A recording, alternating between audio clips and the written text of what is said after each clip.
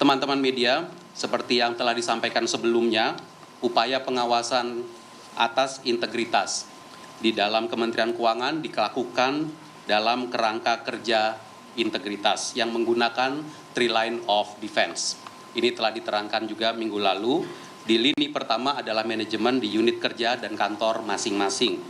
Lini kedua adalah tingkat unit eselon 1. Di dalam kasus yang barusan saya sampaikan, Direktorat Kepatuhan Internal DJBC telah melakukan pemeriksaan kepada yang bersangkutan, dan selanjutnya lini ketiga adalah di tingkat kementerian, yaitu yang dilaksanakan oleh Inspektorat Jenderal.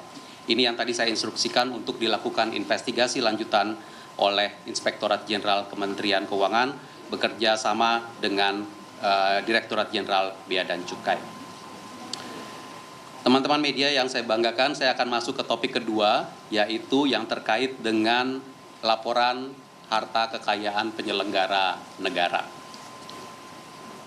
Terkait dengan berita terdahulu yang mengatakan bahwa belasan ribu pegawai Kementerian Keuangan tidak menyerahkan laporan harta kekayaannya, dapat saya sampaikan beberapa hal sebagai berikut.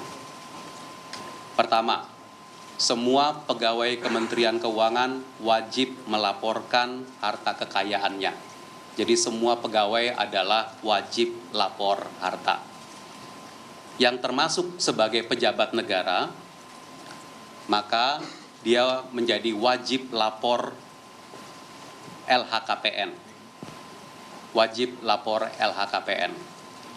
LHKPN tahun 2022 sebagai contoh disampaikan langsung kepada sistem di KPK paling lambat tanggal 31 Maret 2023 sesuai dengan tata kelola yang ditetapkan oleh KPK. Jadi ada waktu, diberi waktu 3 bulan. Namun untuk Kementerian Keuangan, kami mewajibkan kepada seluruh pegawai untuk memasukkan LHKPN paling lambat pada akhir Februari. Artinya deadline-nya adalah kemarin. Saya bisa sampaikan di sini bahwa per kemarin untuk wajib lapor LHKPN telah selesai 99,99%. Wajib lapor LHKPN dari Kementerian Keuangan. Wajib lapor ini berarti 1 bulan lebih awal dari yang disampaikan, dari deadline yang ditetapkan oleh KPK.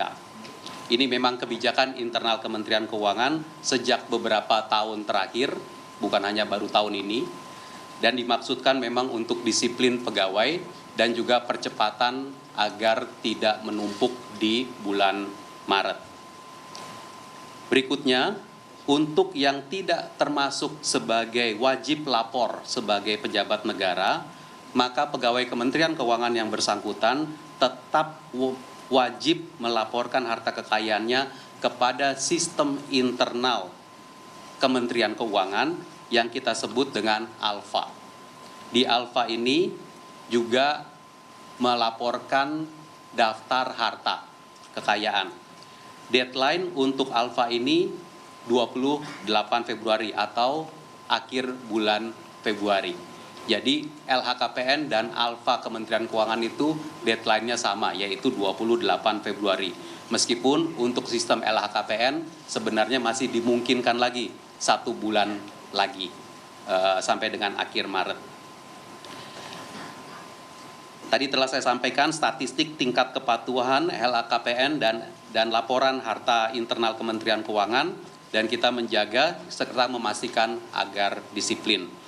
Minggu lalu telah disampaikan untuk tahun pelaporan 2020 tingkat kepatuhan 99,86%,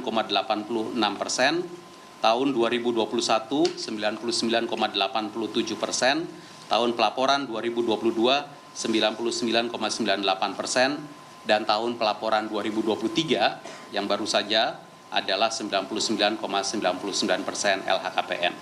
Bagi pegawai yang tidak melaporkan LHKPN dan LHK, dilakukan tindakan disiplin sesuai ketentuan. Apa itu? Menggunakan lagi sistem yang tadi saya sampaikan, Three Line of Defense. Dipanggil oleh kepala kantornya, diberitahu, disuruh memperbaiki, kalau enggak dipanggil oleh unit kepatuhan internal di Direktorat Jenderalnya, kalau enggak dipanggil oleh Inspektorat Jenderal. Jadi dilakukan pemrosesan seperti itu.